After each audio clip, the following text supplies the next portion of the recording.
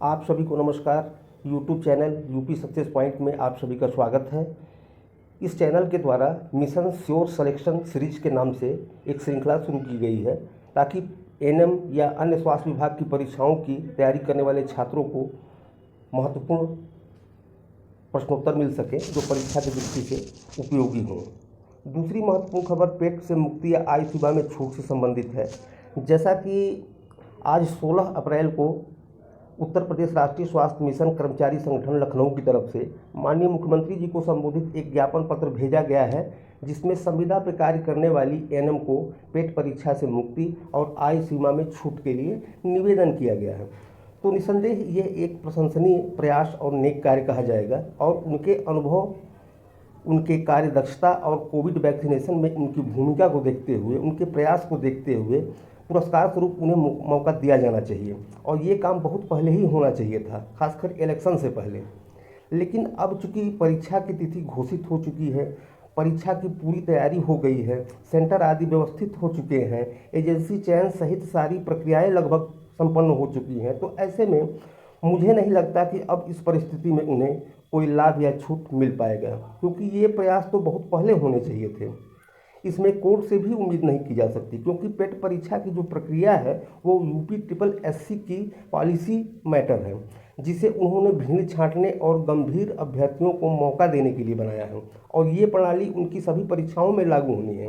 तो ऐसे में छूट देने का मतलब कोर्टबाजी को बढ़ावा देना होगा, परीक्षा को विलंबित करना होगा और यूपी ट्रिपल एससी ऐसे ही अपनी लेट लतीफ़ी प्रक्रिया के कारण जानी जाती है। तो निष्कर्ष रूप में हम कह सकते हैं कि प्रत्यावेदन या निवेदन का यह दौर देर से उठाया गया कदम है, जिसका फलीभूत होना असंभव तो नहीं कह सकते, लेकिन कठिन जरूर है। अब चलिए हम देखते हैं 29 अति महत्वपूर्ण बहुविकल्पी प्रश्नों को जो मैंने बनाए हैं और मेरा विश्वास है कि ये प्रश्न परीक्षा की दृष्टि से आपके लिए उपयोगी साबित होंगे। तो चलिए देख लेते हैं। पहला प्रश्न है, निम्नलिखित में से किसे हृदय का प्रारंभिक पेसमेकर कहा जाता है? Option A SA node, option B AV node, option C chordae tendineae, option D AV septum. तो इसका सही उत्तर होगा AV node, SA node. Option number 1 SA node इसका जो है सही उत्तर होगा। एसए नोड को हृदय का प्रारंभिक पेसमेकर कहा जाता है। अब आते हैं प्रश्न संख्या 2 में। सामान्यतः वयस्क इंसानों में दिल की धड़कनों की दर होती है। ऑप्शन ए 80 से 120 धड़कन प्रति मिनट, ऑप्शन बी 72 से 80 धड़कन प्रति मिनट, ऑप्शन सी 120 से 180 धड़कन प्रति मिनट, ऑप्शन डी 100 से 140। तो इसका सटीक उत्तर होगा 72 से 80, यानी 72 से 80 धड़कन प्रति मिनट एक सामान्य वयस्क इंसान के दिल की धड़कन की दर होती है। हालांकि बच्चों में ये धड़कन की दर वयस्कों की तुलना में ज़्यादा होती है। अब आते हैं क्वेश्चन नंबर 3 पे। छोटी माता यानी चिकन पॉक्स का कारण है। ऑप्शन ए डीएनए विषाणु, ऑप्शन बी बैरियोला विषाणु, option C streptococcus, option B vibrio cholerae. तो इसका सटीक उत्तर होगा बैरियोला विषाणु। ऑप्शन बी इसका जो है सटीक उत्तर है। बैरियोला विषाणु को चिकन पॉक्स का कारण माना जाता है। अब आते हैं नेक्स्ट क्वेश्चन पे। कॉलरा और टाइफाइड एक उदाहरण है। ये एक सामान्य प्रकृति का क्वेश्चन है। कॉलरा और टाइफाइड एक उदाहरण है किस प्रकार के रोगों के? ऑप्शन ए वायुजनित रोग, ऑप्शन बी जलजनित रोग, ऑप्शन सी संक्रामक रोग, इनमें से कोई नहीं, चौथा ऑप्शन। इसका सही उत्तर होगा ये जलजनित, यानी जल के प्रदूषित होने से फैलने वाली ये बीमारी है, तो इसे जलजनित रोग का उदाहरण माना जाता है। अब आते हैं प्रश्न संख्या 5 पे। निम्न में से किस क्षेत्र में एडवर्ड जेनर ने योगदान दिया है? Option A open heart surgery, option B टीका, ऑप्शन सी बिजली द्वारा प्राणदंड, ऑप्शन डी डायलिसिस। तो इसका सटीक उत्तर होगा एडवर्ड जेनर ने जो है टीके की खोज किया था और चेचक का टीका इन्हीं के द्वारा बनाया हुआ है। अब आते हैं क्वेश्चन नंबर 6 पे, जो सूची 1 और सूची 2 को मिलान करने से संबंधित है और दिए गए कूट में सही उत्तर का चयन करने से संबंधित है। तो अब सूची 1 को देख लेते हैं। प्लेग, एड्स, गंजापन, मलेरिया, और इस सूची 2 में जो है उसके कारण, उसके फैलने के स्रोत दिए हुए हैं, कैसे ये फैलता है। तो इसका हम लोग मिलान कर लेते हैं। तो इसका सही उत्तर होगा प्लेग को हम प्लेग जीवाणुओं से फैलते हैं। एड्स जो है वायरस से फैलते हैं, और गंजापन जो है फंजाई यानी कवक से रिलेटेड है, और मलेरिया जो है प्रोटोजोआ। तो इसका मतलब ये हुआ कि इसका जो सटीक उत्तर होगा वो ऑप्शन डी होगा। ऑप्शन डी इसका सही उत्तर होगा। पहले ए का 4, बी का 3, सी का 2, डी का 1। अब आते हैं नेक्स्ट क्वेश्चन पे, जो बहुत ही कॉमन प्रकृति का क्वेश्चन है। अक्सर इसके बारे में सुना जाता है कि एमआरआई कराया गया, सीटी स्कैन कराया गया। सीटी स्कैन को देख लीजिएगा। निम्नलिखित में से एमआरआई का फुल फॉर्म है। Option A magnetic record of इंस्टेटाइन्स, option B magnetic recording of investigation, option C magnetic resonance imaging, option D magnetic resonance in इंस्टेटाइन्स। इसका सही उत्तर होगा सी। इसका सही उत्तर होगा सी, मैग्नेटिक रेजोनेंस इमेजिंग। इसका जो है सटीक उत्तर होगा। अब आते हैं प्रश्न संख्या 8 पे।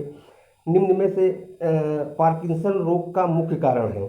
ऑप्शन ए तंत्रिका कोशिकाओं की माइलिंग विहीनता, ऑप्शन बी मस्तिष्क में डोपामीन का उत्पादन करने वाली कोशिकाओं की क्षति, ऑप्शन सी आनुवंशिक कारण, ऑप्शन डी जरायु के कारण मस्तिष्क कोशिकाओं की मृत्यु। तो इसका सटीक उत्तर होगा option B.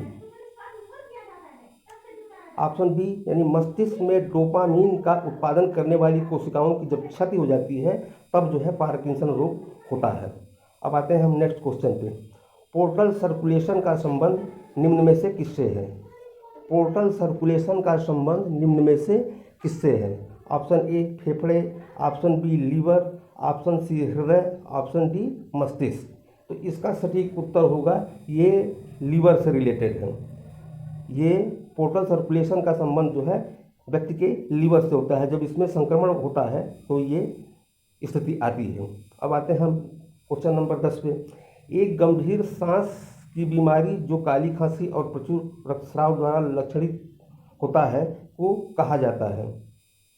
Question number 10, option A pertussis, option B tetanus, option C diphtheria, option D scarlet fever.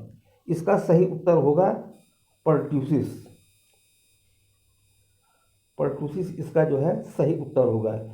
गंभीर सांस की बीमारी जिसमें प्रचुर रक्तस्राव द्वारा इसका लक्षण होता है वो पर्ट्यूसिस कहा जाता है। अब आते हैं हम नेक्स्ट क्वेश्चन पे। दांत का एनेमल किससे बना होता है? Option A calcium phosphate, option B calcium carbonate, option C calcium chloride, option D calcium sulphate. इसका सही उत्तर होगा कैल्शियम फॉस्फेट। ऑप्शन ए इसका सही है। इसका सही उत्तर होगा दांत के एनेमल, जो दांत का जो बाहरी भाग होता है जो पत्थरनुमा होता है वो कैल्शियम फॉस्फेट का बना होता है। अब आते हैं हम नेक्स्ट क्वेश्चन पे। क्वेश्चन नंबर 12, निम्न में से कौन सी शरीर प्रणाली कार्बन डाइऑक्साइड को बाहर निकालने में सम्मिलित है? ऑप्शन ए पाचन तंत्र, ऑप्शन बी प्रजनन प्रणाली, ऑप्शन सी मूत्र प्रणाली, ऑप्शन डी श्वसन तंत्र। इसका सही उत्तर होगा श्वसन तंत्र। यानी कि मनुष्य के शरीर से जो कार्बन डाइऑक्साइड का संबंध जो है हमारी सांस लेने की प्रक्रिया से है। तो कार्बन डाइऑक्साइड को बाहर निकालने में श्वसन तंत्र का ही रोल होता है। अब आते हैं नेक्स्ट क्वेश्चन। हीमोग्लोबिन में उपस्थिति होती है। हीमोग्लोबिन में उपस्थिति रहती है। ऑप्शन ए कोबाल्ट की, ऑप्शन बी निकिल की, ऑप्शन सी आयरन की, ऑप्शन डी कॉपर की। तो इसका सही हीमोग्लोबिन में आयरन की ही बहुलता होती है। हीमोग्लोबिन में आयरन उपस्थित रहता है। अब लार में मौजूद, नेक्स्ट क्वेश्चन, लार में मौजूद रहता है। Option A ptyalin, option B glycan, option C maltose, option D chylothorax. इसका सही उत्तर है ऑप्शन ए टाइलिन। लार में जो है टाइलिन होता है और इस टाइलिन की वजह से ही भोजन हम जब करते हैं तो भोजन को पचने की शक्ति मिलती है। तो लार जो है बेसिकली टाइलिन होता है जो भोजन पाचन में मदद करता है। अब आते हैं नेक्स्ट क्वेश्चन। निम्न में से कौन सा रोग कैंसर नहीं है? Option A carcinoma, option B leukaemia, option C glaucoma, option D sarcoma. इसका सटीक उत्तर होगा, ये कॉमन सेंस पे के आधार पे भी इसको हल किया जा सकता है, क्योंकि ग्लूकोमा जो है मोतियाबिंद की बीमारी है, ये जो आँख से संबंधित है, और ये कैंसर नहीं है, बाकी सब कैंसर के रूप हैं, प्रकार हैं। अब आते हैं नेक्स्ट क्वेश्चन। मलेरिया परजीवी के जीवन चक्र के एनाफिलीज को सर्वप्रथम किसने खोजा? यानी मलेरिया का जो परजीवी है एनाफिलीज मच्छर को सर्वप्रथम किसने खोजा? तो इसका सही उत्तर है रोनाल्ड रॉस ने।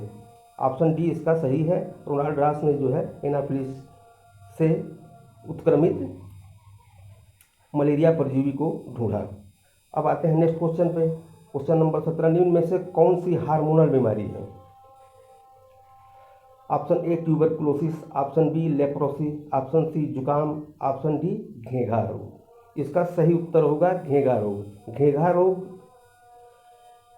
घेंघा रोग हार्मोनल बीमारी है जो